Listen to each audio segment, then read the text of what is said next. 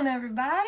It has been many moons since I filmed a video in this room. So today we're going to be talking about my dream fantasy upgrades. If I had all the money in the world, what I would do to my bust today. Some of them are total fantasy, will probably never happen. Some of these upgrades would have saved me so much time, money, and headaches if I had done them at the very beginning of my build. We're gonna start off with the most well-known in the tiny house community, which is your battery bank. I went with the middle of the road AGM battery, and I wish I had just splurged for the lithium ion ones because the batteries that I have are not gonna last as long because they have gotten so cold. The lithium ion batteries are so much less maintenance. You don't really have to worry about temperature.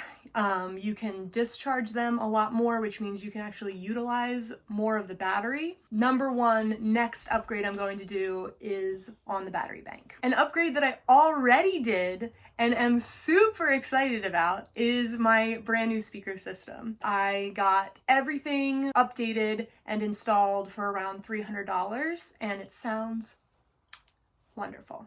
If you really care about having a good sound system in your rig, I recommend definitely talking to someone who knows what they're doing. Coming in at number 3 is upgraded exterior lights. So the bus already has new headlights, LED headlights, and I would love to put on LED brights, almost like light bar-esque, in where the orange and red flashers used to be, but I would love to put clear caps on them with some brights for when I'm on back roads.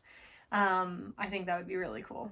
Number 4, I think, is a very realistic upgrade. I'm not going to give away too much, but I plan to do a little bit of sassing up to the outside of the bus. Maybe a little decorative paint job, maybe a little tiny footprint decal. We'll see, we'll see. At this point, number 5 is completely old news, but I wish every single day of my life that I had a Dometic fridge. I'll link the video that I made all about my appliances at the end if you are more interested in the details about all of that. Honestly, it makes my blood boil every time I talk about it, so we're gonna move on.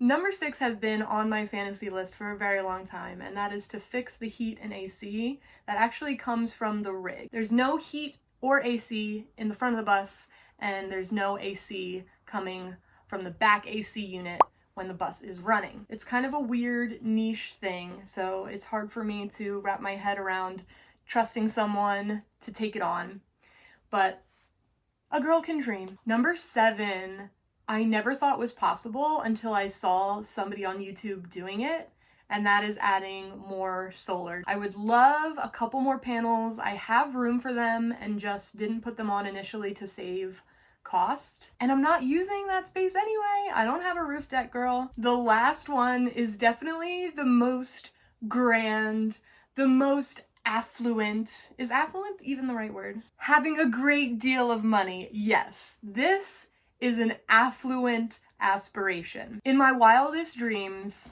I would do a chassis coat on the rig, which basically means that they clean the underside, they clean the frame, they knock all the dirt and the flaking and the rust off.